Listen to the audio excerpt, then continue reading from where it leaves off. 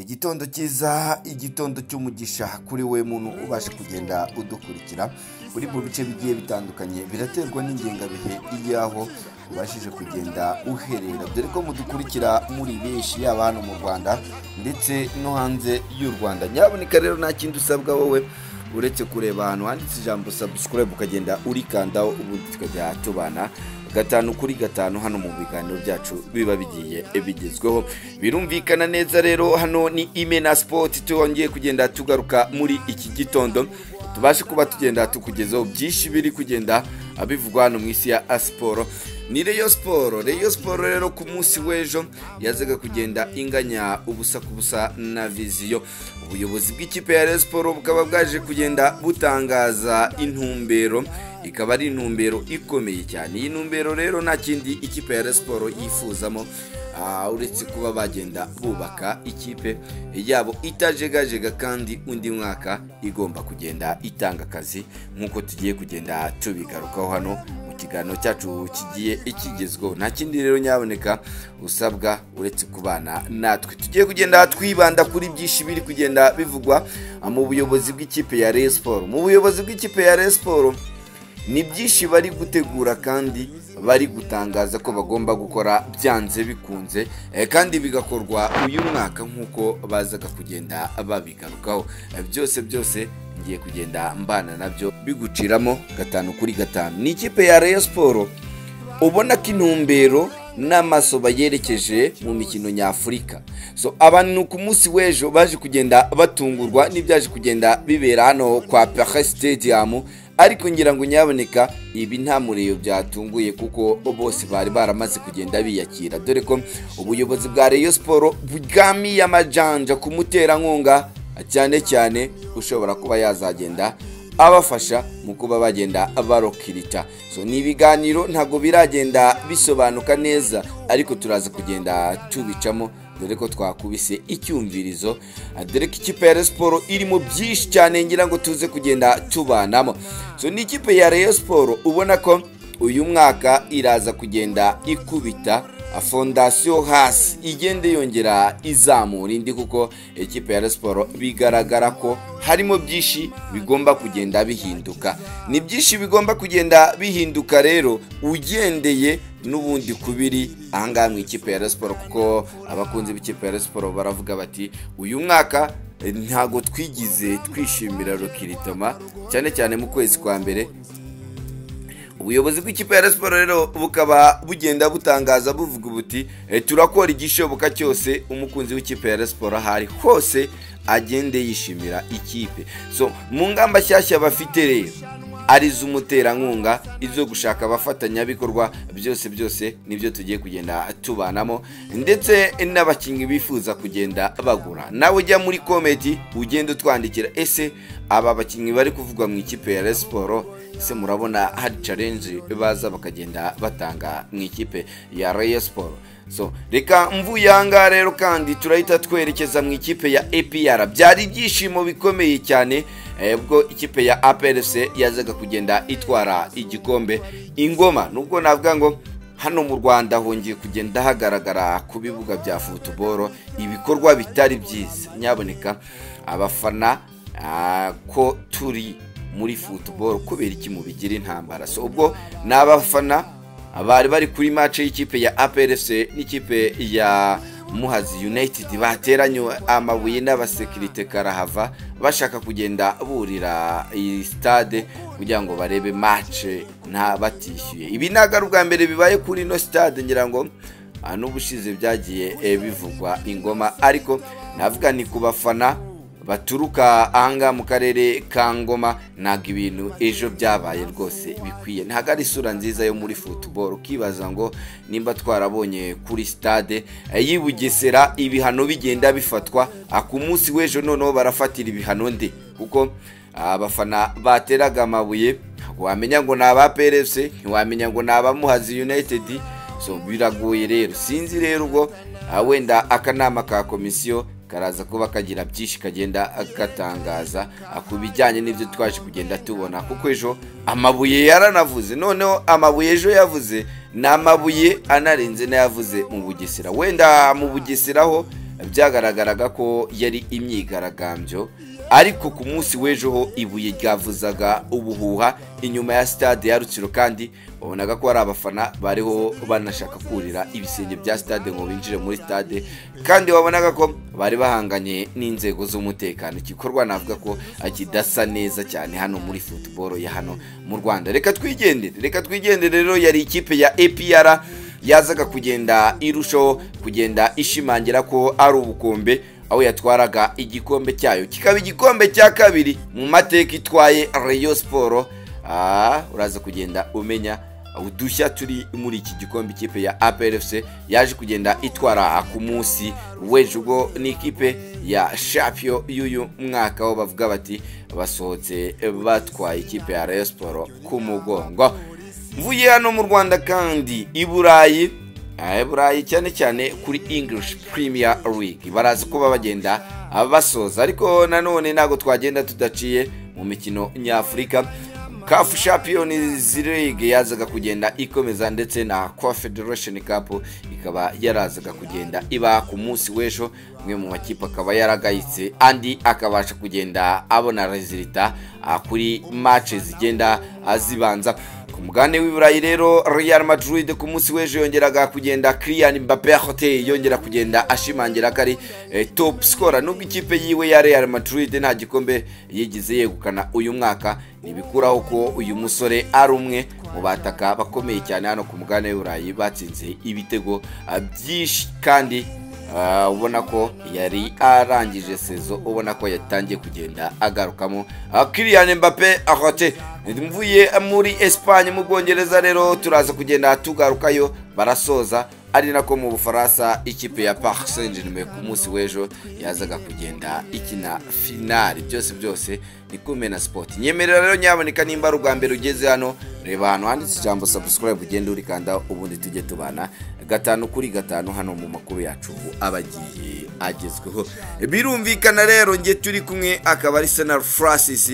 Nyaboneka nyemerera shimangire yuko tuba turi angaha kubera wowe. Nimba wifuza no kugenda wamamaza, nyaruka urebe nomero zacu, gende udufasha, tugende tugufasha kuba twagenda tukwamamariza ibikorwa byawe, yemwe n'abantu bakaba bagenda babimenya, bakamenya n'ibyo ukora. Nyaboneka so birumvikana rero ni Kumena Sport rero twongeye kugenda tugarukaho amakuru yacu rero. Reka tuyahere hano mu ikipe ya Rayon Sport. So ni ikipe ya Rayon Sport ubona ko uyu mwaka ifite byinshi byo gukora. Ni ikipe ya Rayon Sport ubona ko iri gukora ibishoboka byose, ikaba yabasha kuba yagenda ikora rokitoma. Ni rokitoma nziza cyane ikipe ya Rayon Sport ivuga iti turaza gukora ibishoboka byose, kandi bigomba kuba byagenda bidufasha, bigatanga n'igisubizo kirambye cyane, kuko twazagenda twitwara mu mwaka ushize, kuko uyu mwaka tugaragara ko twaje kugenda dutungurwa, ariko uyu mwaka iyi komite ikaba ivuga ati ntago ari twe twiyubakiye ikipe, ariko reka noneho tugerageze turebe ko twakubaka ikipe abakunzi b'ikipe ya Rayon Sport izagenda ibashimisha, kandi bikaba ari bimwe bizagenda bituma n'abakunzi bacu bituramuka igihe cyacu manda yaba irangiye hari byinshi bazagenda batwibukiraho. So ni ikipe ya Rayon Sport rero iri gukora ibishoboka byose. Ku makuru yibanze, ikipe ya Rayon Sport ikaba iri mu biganiro. Ikipe ya Rayon Sport ikaba iri mu biganiro n'umuterankunga, uwo nta wundi akaba ari sosiyete y'indege ya Rwandair. Amakuru angeraho akaba ari amakuru avuga ko ibiganiro by'ibanze byarabaye, ariko hakaba hataraho bari kugenda bahuza, kuko ikipe ya Rayon Sport yaba yaraporopoje Rwandair ikayibwira iti muzagenda mudutwara aho tuzaba turi kugenda twerekeza hose mu mikino nyafurika, ndetse ebini kuko hazaba hari ingendo nyinshi cyane cyane ku ikipe ya Rayon Sport, ikaba imikino yose izajya gukina izaba ngo yaba yagenda ifashwa na Rwandair, kuko ikipe ya Rayon Sport iri irategura imikino ya gishuti kugira ngo izabe yabasha kuba yagenda yitegura neza ikazasohoka ari ikipe ishyize hamwe kandi yizeye ko izajya hanze igacarenjinga. So bakagenda baporopoza Rwandair rero ko yazabajyana mu gihugu cyose bazaba bifuza kuba bajyamo, ndetse ni amakipe bazagenda batombora bakaba bazagenda babasohokana bakabajyana mu mikino nyafurika. Ikipe ya Rayon Sports igahita yongera ivuga iti birashoboka yuko ibyo byose byaba tugahita tunakora amasezerano avuga ko tuzaza tubambara. Skol twayambaraga kunda, mwebwe tukagenda tubambara mu mugongo hagana hasi. Ngira ngo ku bantu babizi neza hari amakipe aba yamamaza no ku mugongo hasi, umukinnyi akaba ari hejuru ariko ku mugongo hasi akaba hari Rwandair. Bakaba bayiporopoza rero yuko yajya inabafasha ikaba yajya inabahembera hano mu ikipe ya Rayon Sports. Ngira ngo murumva ko iramutse yemeye kuba yagihemba amafaranga hano mu ikipe ya Rayon Sports, Skol ndetse n'abandi bafatanyabikorwa ndetse n'abafana bakaba bagenda birwanaho no gushaka prime de match ndetse na recruitment. Murumva ko byaba ari ibintu byiza. Mu gihe ariko ibingibi biri kugenda bitangazwa, ntago ari ibintu biri confirm kuko biracyari mu biganiro, kuko ikipe ya Rayon Sports barayaprochinze ibaporopoza ibyishaka, baragenda barabiganira, bayibwira yuko bagiye kugenda bakabikoraho nka komite, bakabiganiraho bakazareba igishoboka cyose. Ariko hakaba hari n'andi makuru avuga ko ikipe ya Rayon Sports uyu mwaka ishobora nanone kuba yakwambara Visit Rwanda. Hagati ya Visit Rwanda ndetse na Rwandair, umwe mu baraba baterankunga araza ko bagenda yinjira mu ikipe ya Rayon Sports. Visit Rwanda yo ibiganiro n'undi mwaka byari byaje kugenda biba, ntibaza kugenda bagira byo bagenda bumvikanaho. Ariko ikiri imbere ahanga dufite amakuru kandanda, kuko ku munsi wo kuwa gatanu ubuyobozi bw'ikipe ya Rayon Sports bwahuye n'abakuriye marketing ahangaha muri Rwandair ndetse na advertisement muri Rwandair, baza kugenda bagira byinshi bagenda baganira, ariho baje kugenda bababwira bati tugiye kugenda dutekereza kuri izi proposal muduhaye, natwe turaza kugenda tubasubiza. Byumvikane ko ntago ari ibintu birarangira, ni ibintu bikiri mu biganiro. Nyaboneka nkwibutse ko byanze bikunze bitewe nuko ikipe ya Rayon Sports iri kugenda yitegura undi mwaka iraza kuba ari ikipe ikomeye cyane.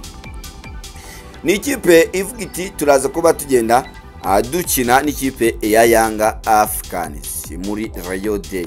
Impamvu Rayon Day ije mbere, abayo baravuga ati amafaranga azagenda avamo yose tukaba twazagenda tuyifashisha dukina amamatch agiye atandukanye, ndetse akanadufasha no kugenda turokirita abakinnyi, kandi abafana nabo bagiye bashyirirwaho uburyo bazagenda bakandamo akanyenyeri kugira ngo bakomeze kugenda bafasha ikipe ya Rayon Sports. Kuko mwibutse ko ikipe ya Rayon Sports uyu mwaka numwe mu myaka iri buze kugenda isiga yerekanye ko abakunzi bayo muhari. Nyaboneka jya muri comment nimba uri umukunzi w'ikipe ya Rayon Sports wandike se murahari, mwiteguye kurwanirira ikipe yabo, dore ko no mwaka nibwo ikipe ya Rayon Sports noneho ikeneye babafana, kuko mu kwezi kwa gatandatu iraza kubigenda ijya ku isoko, kandi irasabwa intwaro zikomeye cyane atari nka za zindi twagiye tubona mu kwezi kwa gatandatu. Uko intwaro iri buze kugenda igura ni zimwe mu ntwaro ziraza kuba zigenda ziyifasha kuba yagenda yitwara neza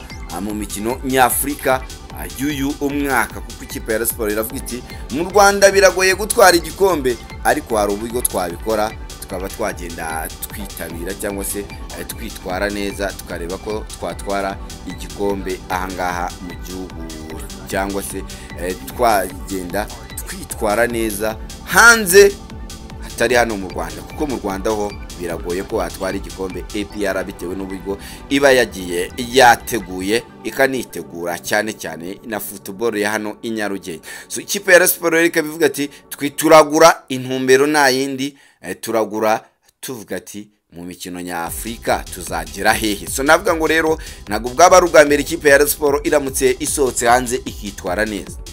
Bamwe mu bakinnyi bari kugenda bavugwa hano mu ikipe ya Rayon Sports hari kugenda havugamo umusore bita Abedi, numwe mu basore bashoje umwaka wabo bitari neza hano mu ikipe ya Police FC kuko ntiyaragikoreshwa, hagiye hatangazwa ibintu bijyanye na hamstring, ariko nyuma yo kugenda adakozwe ibyo kongera amasezerano mu ikipe ya Polisi, akaba yamaze kugenda hatangazwa yuko uyu musore araza kuba agenda yikinira hano mu ikipe ya Rayon Sport, kuko ibiganiro byamaze kugenda birangira cyane cyane ku mugabo bita Kacinya Chasse Denis ndetse na Prosperi, bakaba ari bamwe mu bantu navuga ko bagerageje kuba bagenda baganira uyu musore bita Bigirimana Abedi. So ni ikipe ya Rayon Sport ubona ko Abedi aramutse aje hari byinshi yagenda atanga, kuko n'umwe mu bakinnyi udashidikanywa hano mu Rwanda cyane cyane muri Mediane. Nuva kuri Abedi kandi ikipe ya Rayon Sport ntago irarekura ku musore bita Olivier, umwe mu basore bakina hano mu gihugu cy'u Burundi. Uyu musore akaba yaraganirijwe ndetse haza no kugenda haganirizwa n'umusore bita Christian. Uyu musore Christian rero ikipe ya Rayon Sport ikaba imwifuza, ariko bikaba bigoranye kubera ko uyu musore Christian uri kugenda yifuzwa na Rayon Sport, umwe mu basore bafite umwaka w'amasezerano hano mu ikipe ya Police FC, kandi ikipe ya Police FC nimwe mu makipe itagipfa kugenda igurisha angaha mu gihugu cy'u Rwanda. Byumvikane yuko rero biragoranye cyane, ariyo mpamvu ikipe ya Rayon Sport ivuga ati uyu musore Olivier guturuka mu ikipe ya Vitaro i Burundi yaza akagenda adufasha hano kuri gatatu, dore ko ikipe ya Rayon Sport kuri gatatu ifite icyuho. Ni umusore Bugingo Hakimu wari uhari uyu mwaka, kandi Bugingo Hakimu nawe bivuga ko azagenda atandukana n'ikipe ya Rayon Sport. Rero niyo atatandukana nawe ubona ko ikipe ya Rayon Sport ikeneye ibisubizo bitari Bugingo Hakimu ku mwanya wo kuri gatatu. Rero mvuye kuri uyu mwanya ikipe ya Rayon Sport ikaba nanone kuri kabiri, nyuma yaho musore bita Serumogo ari nawe ashoje avuga ati nzagenda, dore ko ikipe ya Police FC yamaze kugenda yumvikana n'uyu musore bita Serumogo. Ari ikipe ya Rayon Sport ikabivuga ati umukiza Obedi guturuka mu ikipe ya Mukura Victory Sport twagenda tumuzana, mu gihe umusore bita Fitina Omborenga ataba yagize ahajya bakagenda baterana iyi kabiri. Akaba hari n'amakuru avuga ko bashobora kwegera umusore bita Fitina Omborenga nyuma yaho hatigize hatangazwa yuko uyu musore yagenda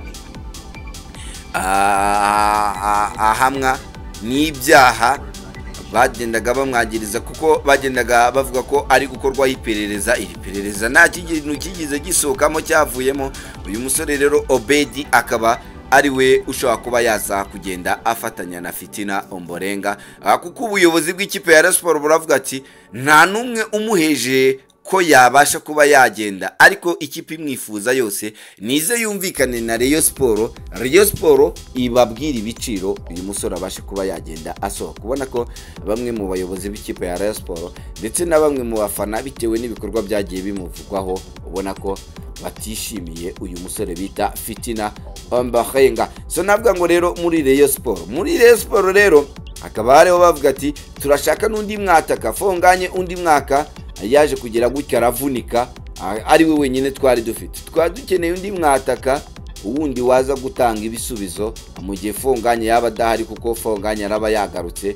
Ikindi kandi nawe tukaba dukeneye kuba twagenda tumuganira. Nanone kandi ntabwo wapfa kwizera umwataka umaze amezi 6 adakina, wari waravunitse igihe kirekire. So n'umutoza bita Lofty kandi uvuga uti ni umusore bita Joseph Sake, nawe yaza kuba agenda agira byinshi agenda adufasha hano mu ikipe ya Rayon Sport. Ngira ngo ku munsi w'ejo abantu abari ingoma mwagiye mumubona muri match bagendaga bakina n'ikipe ya APR. So ni ikipe ya Rayon Sport ubona ko ifite intumbero iri hejuru kandi yagutse cyane. So byumvikana yuko ikipe ya Rayon Sport igihe ari cyo cyose rero yagenda ibasha kuba yagenda itanga akazi gakomeye cyane hano mu gihugu cy'u Rwanda. So mvuye hano muri Rayon Sport rero nyaboneka rikampite nyarukira ingoma byari ibicika, byari ibyishimo bikomeye cyane ubwo ikipe ya APR yagiraga igatwara igikombe cya shampiyona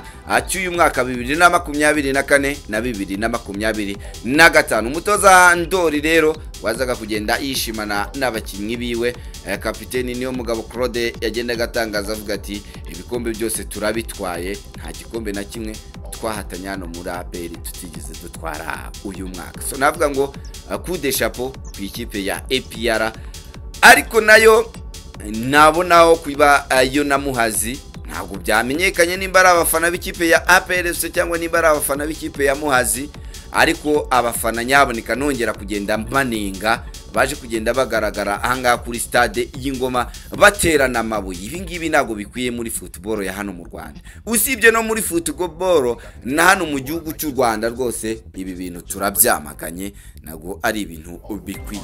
So reka rero mbona reka nihute cyane mpite nyaruka, ndahita nyaruka nerekeza ku mugabane w'i Burayi. Ku mugabane w'i Burayi rero ni imikino ya English Premier League nkuko twari twaje kugenda tubigarukaho, aho English Premier League yazaga kugenda ikomeza kuri uyu munsi, ari nabwo baraza kuba bagenda basoza shampiyona yabo y'uyu mwaka, aho amakipe araza kuba ari kugenda akina yose kandi akagenda akinira ku isaha imwe. Ni ikipe rero zo mu gihugu cy'Ubwongereza ziraza kugenda zitangira ku isaha y'isa 11.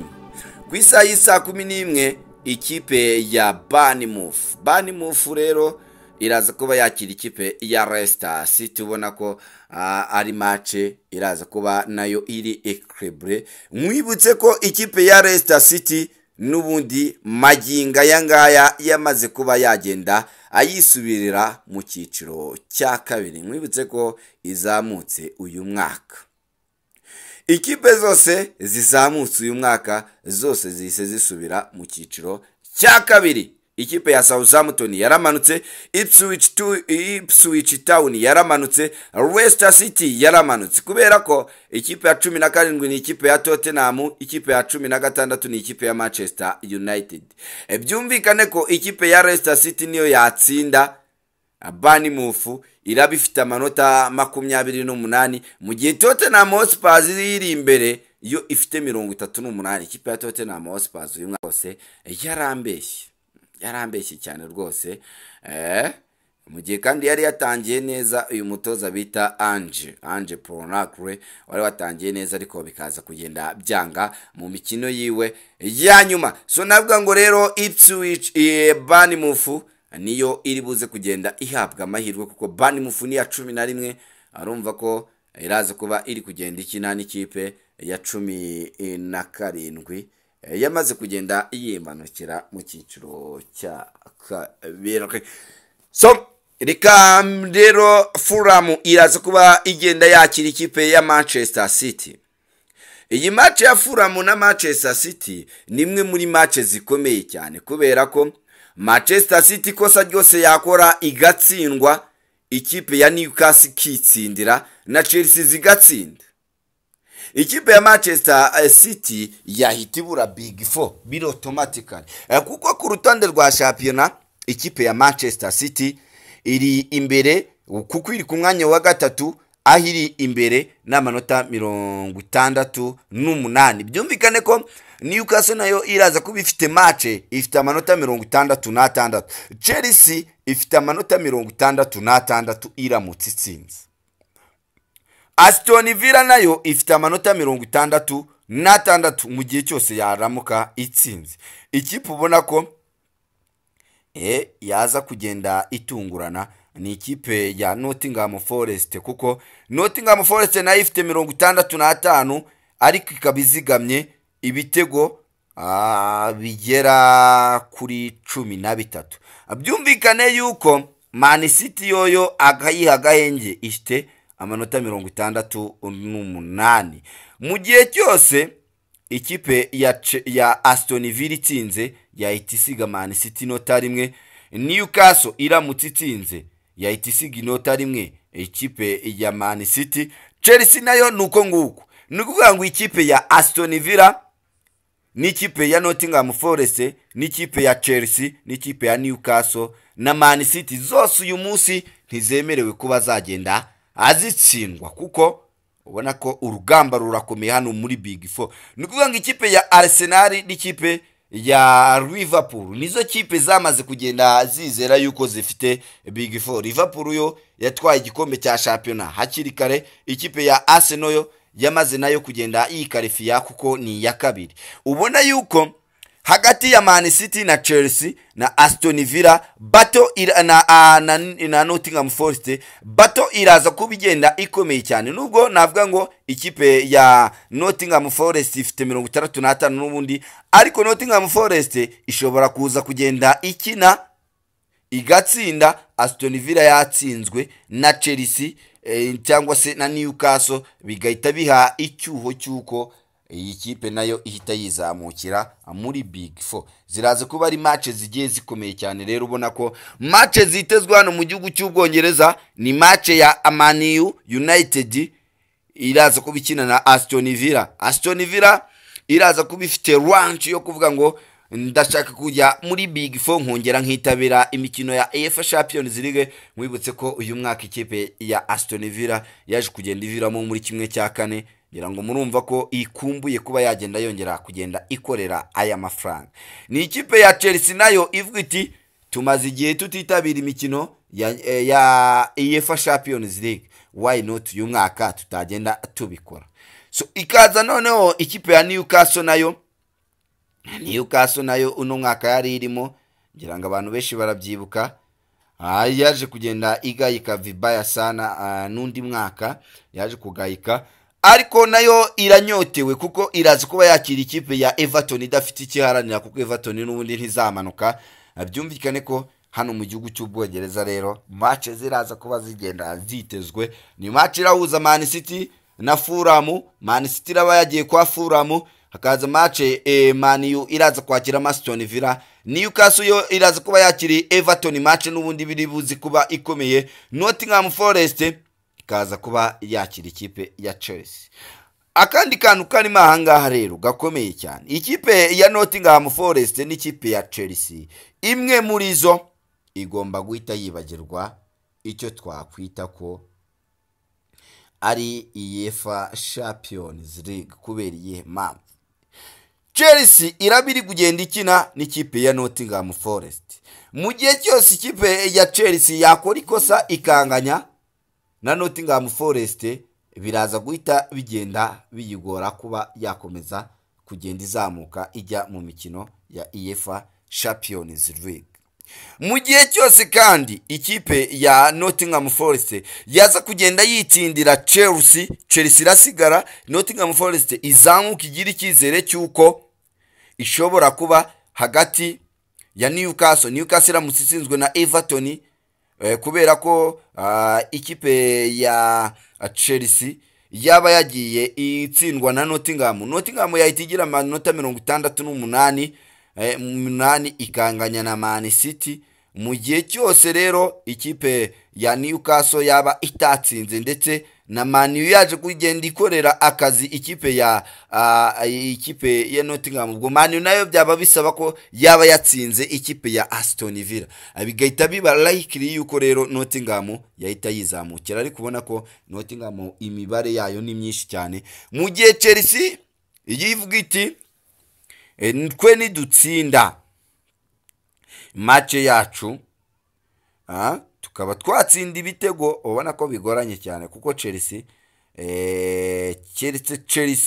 itsinze ibitego bigera muri 3, Newcastle nayo ikaba itaje kugenda itsinda cyangwa se ikanganya, cyangwa se Newcastle kaza gutsinda ariko Chelsea kaza kugenda itsinda, kuko hagati ya Newcastle n'ikipe ya Chelsea zose ziranganya amanota, ariko Newcastle yizigamye ibitego 22 mu gihe Chelsea yizigamye ibitego 20, mu gihe Aston Villa yo yizigamye ibitego 9, ari nacyo kibazo gihari cyane gituma irahangaha. So byumvikane yuko ni bato iraza kuba igenda kuba ikomeye cyane ahangaha mu gihugu cy'Ubwongereza. So ukibaza ngo shampiyona iraza kuba igenda tumenya ngo ninde ubonye Big Four ninde uyibuze ahangaha mu gihugu cy'Ubwongereza. So yari match rero yazaga kugenda aba ku munsi w'ejo n'ubundi ahangaha mu gihugu cya Espagne. ikipe ya Real Madrid rero yazaga kugenda itambika vibaya sana ikipe ya Real Sociedad ibitego bigera kuri 2-0, ibitego by'umusore bita Kylian Mbappé dore ko byose ari we waje kugenda abitsinda. Kuyu munsi Girona irakira ikipe ya Atletico Madrid, match iraza kubikomeye cyane. Villarreal yakira ikipe ya Sevilla, mu gihe ikipe ya Atletico Club iraza kuba yakira ikipe ya FC Barcelona. Hano ho igikombe cyamaze kugenda kitwarwa, ndetse n'ikipe za Big Four zamaze kuba zigenda azimenyekana anga mu gihugu cya Espagne. Mu gihe ku munsi w'ejo Deportivo yanganyaga na Osasuna ubu 1-1, Getafe itsindwa na Celta Vigo ibitego 2-1, Real Vallecano yazaga kunganya na Mallorca, mu gihe ikipe ya Espanyol yatsindaga Las Palmas ibitego 2-0, Leganés yatsindaga ikipe ya Valladolid ibitego 3-0. Hanga naho umanuka yamaze kugenda amenyekana nyaboneka. Standard cyangwa se uko zihagaze, Real Madrid iri nyuma ya FC Barcelona irayoboye. Barcelona yamaze gutwara igikombe na 85, Real Madrid 88, ikipe ya Atletico Club Bilbao n'amanota 73. Byumvikane Atletico Madrid ifite 73, Atletico Club Bilbao 70, Villarreal 67. Izo ngizo nuko zizagenda zirangiza azimeze. Mu gihe mu gihugu cya Espagne Real Valladolid yisubiriye mu cyiciro cya kabiri, Las Palmas iramanutse, ndetse n'ikipe ya Leganés ikaba yamaze kugenda imanuka. Leganés nubwo yazaga kugenda itsinda ibitego 3-0 nyaboneka nago byayibujije kugenda. Ikipe ya Sevilla noneho ikaba yongeye kugenda ilokoka. Ano bintu bibera bya danger. Ikipe ya Girona iri undi mwaka muri Champions League kuko yabaye ya gatatu ije kugenda irokoka, aho Champions shoje iri ku mwanya wa 16. Navuga ngo rero Champions nyine za hano i Burayi zo ziba zibera mu bubera butandukanye na bumwe bwa hano iwacu mu Rwanda, zo ikipe iraza igatwara igikombe kuko ibimerita nago itwara igikombe kuko hari ibindi bigenda biyipushinga nka bimwe bya hano iwacu. Mu gihugu cy'Ubutaliyani rero ikipe ya Milan yazaga kugenda itsinda ibitego 2-0 itsinda ikipe ya Monza, mu gihe Genoa yo yazaga kugenda itsinda ikipe ya Bologna ibitego 3-1. Kuyu munsi Atalanta irakina na Parma ku isaha y'isa 2:45, Empoli na Hellas Verona, Lazio Roma nubundi irakira Lecce, Torino iraza kuba yakira ikipe ya AS Roma, Udinese iraza kuba yakira ikipe ya Fiorentina, mu gihe ikipe ya Venezia iraza kuba igenda yakira ikipe ya Juventus Dortmund. Anga mu gihugu cy'Ubutaliyani naho rero Big Four nayo mu rundi rwego. Nujya kureba ikipe ya Lazio ifite amanota agera kuri 66. Ikipe ya Juventus Dortmund ifite amanota 67. Byumvikane yuko igihe cyose ikipe ya Juventus yakora ikosa ryose kwa Venezia yo yamaze kugenda yimanukira ikaba yanganya cyangwa ikahakubitirwa, AS Roma yo mu gihe yaba yamaze kuba yagenda itsinda, AS Roma nayo ifite match ikomeye cyane yaba yatsinze ikipe ya Torino. Byumvikane ko AS Roma yahita yizira ari ikipe ya kane, mu gihe kandi izi kipe nazo zifite akazi gakomeye kuko Lazio Roma niramuka itsinze Lecce zo zatakaje nayo yahita yizamukira imbere n'amanota 68 kahite ibona Big Four.